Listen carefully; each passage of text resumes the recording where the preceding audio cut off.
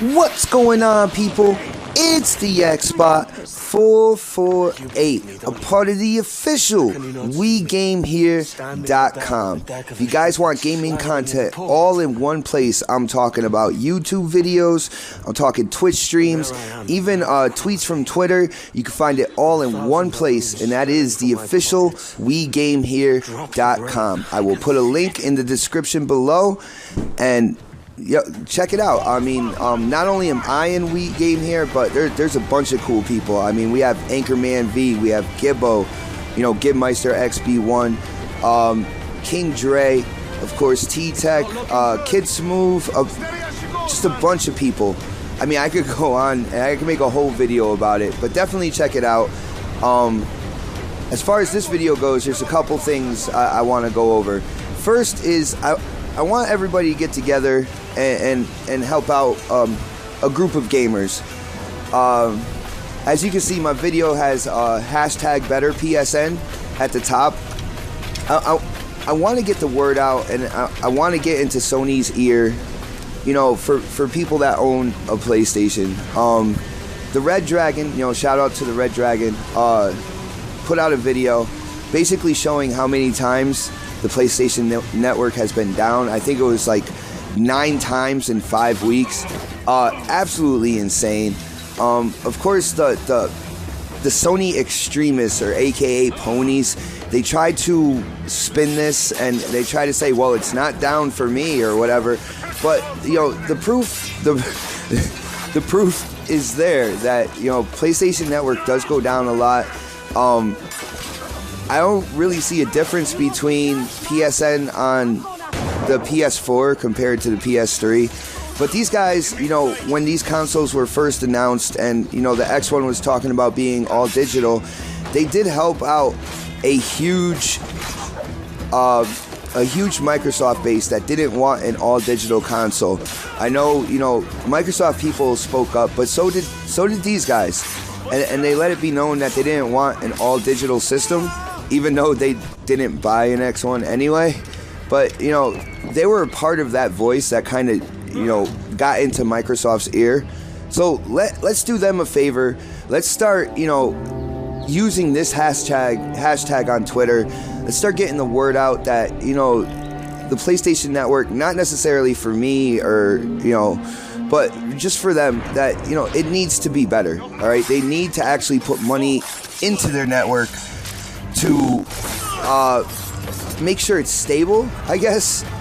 Absolutely insane. And I know there's going to be ponies out there that kind of get mad at me because I don't own a PS4.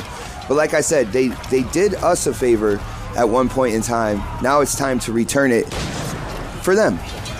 All right, with that being said, there's another piece of news that is actually really interesting. When it comes to the X1 and hardware, the developers of a game, I believe it's slated for either this year or early next year, a game called Technomancer, by a developer. I believe the developer's name is Spiders. The developer came out with some interesting news about the cores in the CPU on the X1. It seems that Microsoft is going to completely free up 7 of the 8 cores that are in the CPU for gaming. Now, I don't know if you guys remember a couple months back, but they did talk about freeing up like half of that core in the CPU for gaming and leaving the other half for the Kinect and the user interface and stuff like that.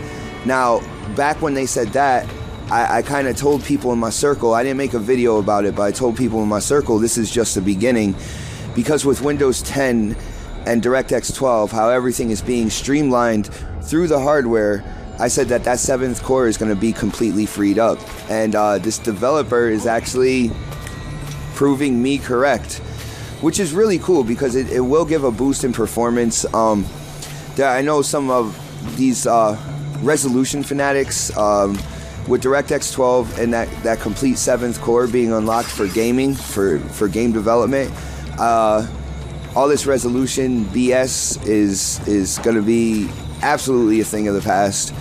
I don't really care about resolution. Resolution, to me, well, resolution isn't graphics anyway, you know, and it's scientifically proven that, you know, your eye can't really tell the difference between 900p and 1080p. But, you know, there's people out there, because Sony kind of fueled the fire when they first launched the PS4, saying this generation is about 1080p and 60 frames per second. And even though Sony hasn't really lived up to that, except for, like, you know, third-party games and stuff, people live and die by resolution. But this is a really cool, you know, really good news when it comes to the X1. It just shows that, you know, Microsoft is kind of like the king of software, and, you know, you need the right software in order to get the most power out of the hardware. But with that being said, I want to know what you guys think. Definitely hit up the comment section. If you liked the video, give me that thumbs up, and as usual, subscribe. But as for now, this is the Xbot 448 signing off.